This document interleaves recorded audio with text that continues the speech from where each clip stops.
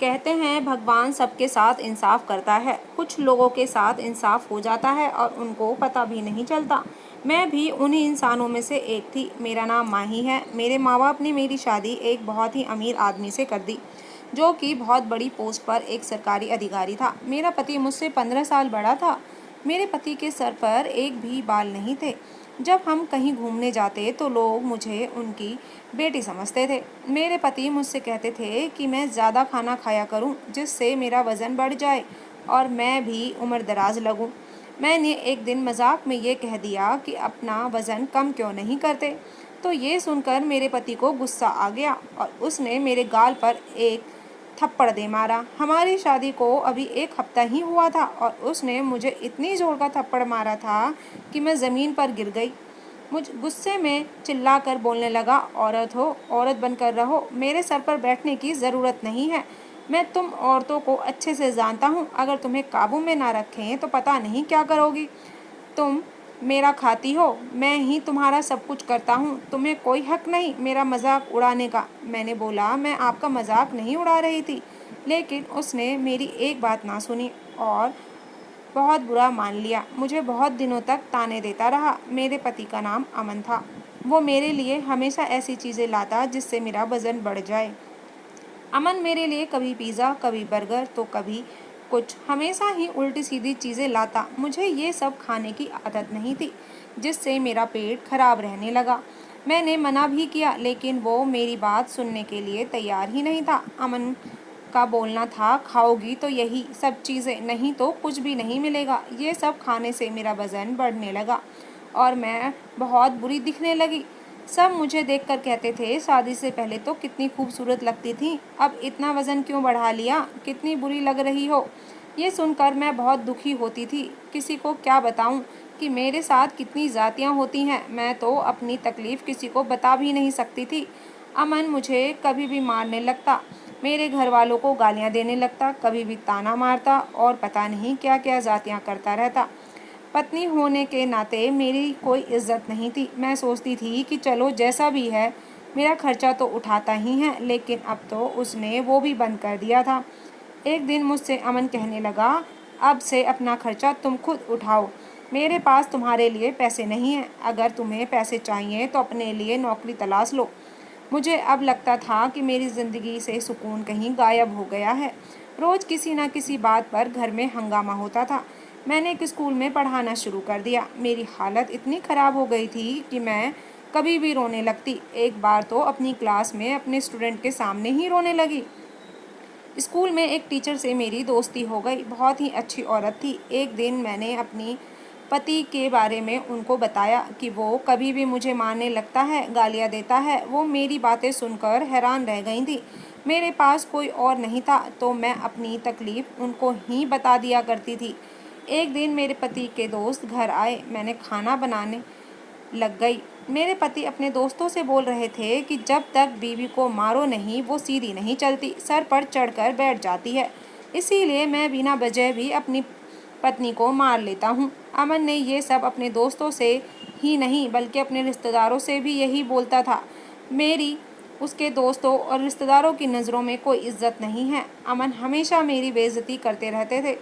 मेरे अभी तक कोई संतान नहीं थी, इसीलिए भी मैं हमेशा परेशान रहती थी। लेकिन दुनिया के सामने यही कहना पड़ता था कि सब ठीक है। अच्छी भली ज़िंदगी गुजर रही थी। ना जाने मेरे माँ बाप को क्या सूझी और मेरी शादी ऐसे इंसान से करवा दी। मैं हर तरह से कोशिश करती कि अमन को मैं पसंद आ जाऊं। मैं उसकी पसंद का खाना बनाती, जैसा वो कहता मैं वैसा ही करती। उसकी हर पसंद नापसंद का ध्यान रखती, लेकिन फिर भी किसी न किसी बात पर अमन को गुस्सा आ ही जाता और मुझे मार पीट कर घर से बाहर अपने दोस्तों के साथ घूमने चला जाता। बाहर जाकर वो खुश रहता, अपने दोस्तों के साथ हंसी मजाक करता। जब भी बाहर से आता तो उसका चेहरा खिला हुआ रहता। कभी कभी तो मुझे लगता कि अमन का किसी और से कोई पसंद तो नहीं करता। मैं सोचती, जब कुछ पता ही नहीं है तो क्या पूछना। फिर सोचने लगती, चलो ठीक है, क्या पता इससे ही ये खुश रहने लगे और मेरी ज़िंदगी में भी थोड़ा सुकून आ जाए। लेकिन ये इंसान तो घर में कभी खुश रह ही नहीं सकता था। मेरा पति जहाँ काम करता था वहाँ रिश्वत लिया करता था। नई नई गाड़ियाँ मोबाइल लाता, वो अपने लिए हमेशा अच्छी से अच्छी चीज़ें लाता, अपने हर शौक़ को पूरे करता, लेकिन उसको मेरे खर्चों से कोई मतलब नहीं था।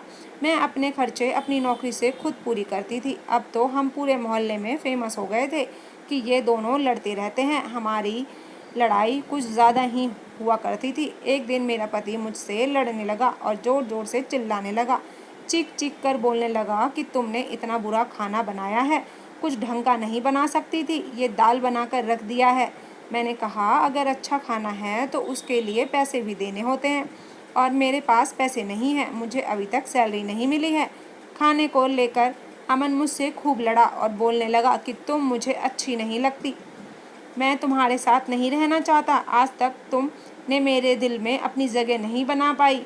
तुमको मैं मजबूरी में झेल रहा हूँ, नहीं तो मैं तुम्हारे साथ नहीं रहना चाहता। बात कहाँ से कहाँ शुरू हुई थी और कहाँ तक पहुँच गई थी। अमन बहुत गुस्से में था, उसका बीपी बढ़ता जा रहा था। बीपी बढ़ने से उसको दौरा पड़ गया और मुझे कुछ समझ में नहीं आ रहा था क्या करूं। रात का समय हो रहा था। मैं उसको जैसे तैसे हॉस्पिटल लेकर गई।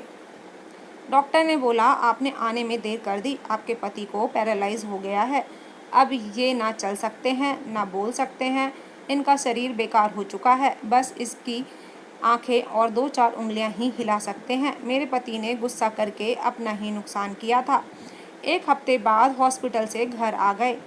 अब मेरा पति बोल नहीं सकता था, ना ही उठ सकता था, तो मैं ही उसका ध्यान रखती थी। लेकिन अभी भी मेरे पति को किसी बात का अफसोस नहीं था। उसकी ये हालत देखकर मैं ही परेशान रहती थी, क्योंकि मैं कभी भी नहीं चाहती थी कि उसके साथ ऐसा कुछ हो। अब तो पैसों की भी किल्लत रहने लगी थी, क्योंकि घर का भी खर्चा और दवाइयों का भी मुझ पर आ गया था। मैं नौकरी भी करती और घर कभी काम भी करना होता। ये सब देखकर अब मेरे पति की आंखें मेरे लिए बदलने लगी थी। जिस पत्नी को वो मारता पीटता गाली देता था, आज वो उसकी सेवा कर रही है। एक दिन वो मुझे अजीब से इशारे करने लगा। मुझे लगा उसको बाथरूम जाना होगा या भूख लगी होगी, लेकिन जो उसने इशारा किया था वो अलग ही था। वो स्टोर रूम की तरफ इशारा कर रहा था। मैंने उससे पूछा कि आपको स्टोर रूम जाना है, तो उसने मना कर दिया। मुझे कुछ समझ में नहीं आया। मैंने अपने घर में नौकरानी को रख लिया था, क्योंकि मैं आधे दिन नहीं रहती थी और मैं अपनी नौकरी भी नहीं छोड़ सकती थी। घर का खर्च चलाने के लिए नौकरी तो करनी ही पड़ती। मेरे पति अब ऑफिस नहीं जाते थे, तो वहाँ से सैलरी भी आनी बंद हो गई। मैं जब भी फ़ोन करती तो कोई ना कोई बहाना बना देते थे। मेरे पति की सैलरी फंड अभी तक रोक लगा दी गई थी। अब मैं बहुत परेशान रहने लगी थी। मेरे पति का काम ऐसा था कि लोग उससे बहुत डरते थे, लेकिन बिना साइन के कोई पैसे देने को तैयार ही नहीं था।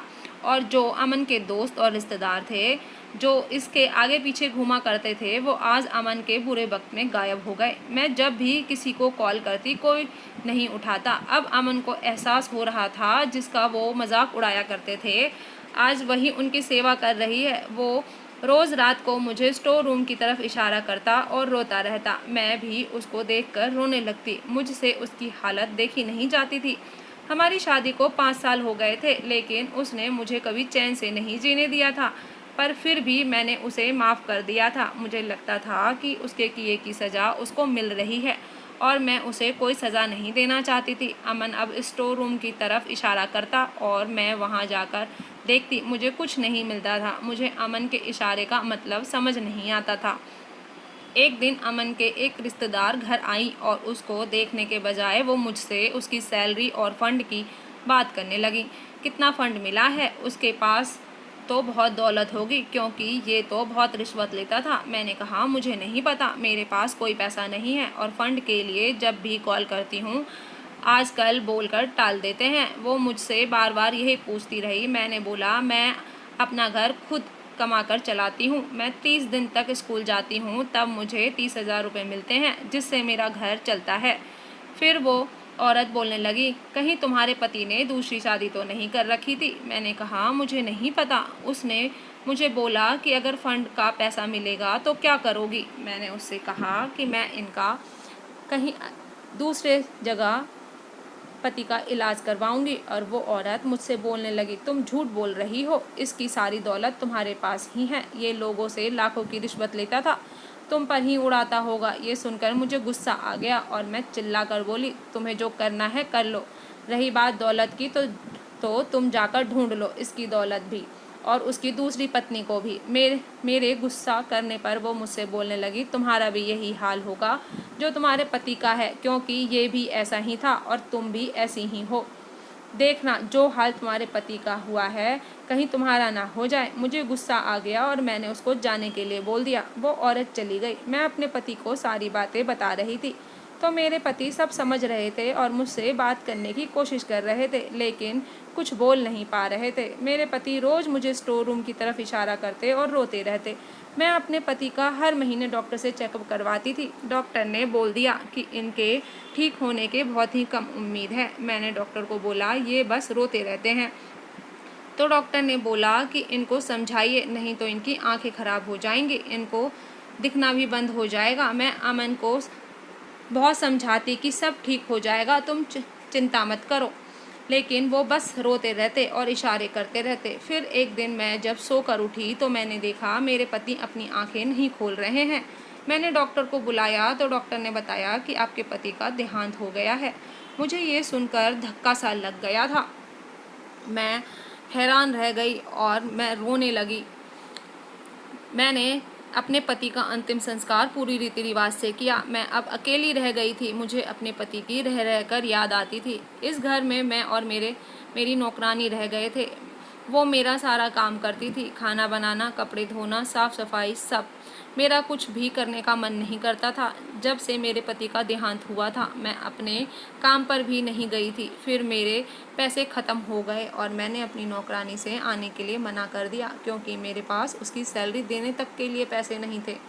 फिर एक दिन मैं हैरान रह गई जब वो मेरे लिए खाना लाई और बोली, मैडम मेरे पास बस इतना ही है। आपने मेरा बहुत ख्याल रखा था, आप बहुत अच्छी हैं, मैं आपके लिए बस खाना ला सकती हूँ। उस दिन मुझे पहली बार पता चला था कि अगर हम किसी के साथ कुछ अच्छा करते हैं तो हमारे साथ भी अच्छा होता है। ये सुनकर मेरे आंखों में आंसू आ गए थे। वो बेचारी भी क्या करती, उसके 4 बच्चे थे और घर काम करके अपना घर चलाती थी। उसके पास तो खुद के लिए नहीं था तो मेरे लिए क्या करती, लेकिन उसने जो मेरे लिए वो किसी ने नहीं किया था। बहुत अच्छी औरत थी। एक दिन मैं ऐसे ही बैठी थी, घर बहुत गंदा हो गया था। मैंने सोचा आज सफाई कर लेती हूँ।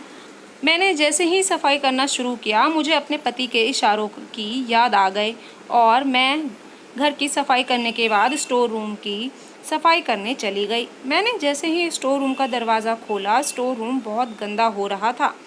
दरवाज़ा खोलकर मैं अंदर गई। अंदर जाके मैं सफाई करने लगी। जैसे ही मैंने सफाई करनी शुरू की मेरा पैर फिसल गया और मेरा हाथ एक दीवार पर जाकर लगा। उस दीवार से अजीब सी आवाज़ आई। मेरे हाथ की कलाई में बहुत चोट आई थी। जहाँ मैं गिरी थी वहाँ एक टाइल टूट गया था। मैंने जब वहाँ ध्यान से देखा तो वहाँ एक खुफिया कमरा बना हुआ था। उस कमरे में मैंने जब झांक कर देखा तो मेरे होश उड़ गए। उस कमरे में बहुत सारे सोना, चांदी, नगद, दुनिया भर की दौलत भरी हुई थी जो मेरे पति ने आज तक रिश्वत लेकर जोड़ा था। अमन ने आज तक बहुत दौलत इकट्ठा किया था, इसीलिए वो बार बार इशारा करता था, पर मुझे कभी समझ में नहीं आया। मैंने वहाँ से सारा सामान निकाल लिया और पैक कर लिया। उस जगह को वैसे ही कर दिया जिससे किसी को पता ना चले। उसके बाद मैंने अपनी नौकरानी को बुलाया और उसको उसकी सैलरी दे दी और कहा मेरा सारा सामान पैक करवा दो। मैं ये शहर छोड़कर जाना चाहती हूँ। मैं अब इस शहर में नहीं रहना चाहती, क्योंकि अगर अमन की दौलत के बारे में किसी को पता चलता तो उसके रिश्तेदार मुझे फिर परेशान करते। मैंने घर का कुछ सामान अपनी नौकरानी को दे दिया और बोला, इतना सामान दूसरे शहर नहीं ले जा सकती। मैं अब दूसरे शहर में जाना चाहती हूँ। मेरे पास घर, गाड़ी सब है। मैं एक सुकून की ज़िंदगी बिता रही हूँ। मैंने अपने पति के पैसे से एक अनाथ आश्रम भी बनवा रही हूँ अमन के नाम पर। आखिर ये पैसा अमन का ही तो था। मैंने अपनी आगे की पढ़ाई पूरी करने की सोची जिससे मुझे एक अच्छी जॉब मिल जाए। मुझे अब दूसरी शादी नहीं करनी थी। मैं अपनी ज़िंदगी में बहुत खुश हूँ और सुकून से हूँ। तो आपकी आज की कहानी कैसी लगी बताइएगा कमेंट करके। आई होप सो कि आज की कहानी आपको पसंद आएगी। चैनल पे अगर न्यू है तो सब्सक्राइब कर लीजिएगा, पुराने हैं तो वीडियो पूरा देखने के लिए धन्यवाद। फिर मिलती हूँ एक नई कहानी के साथ।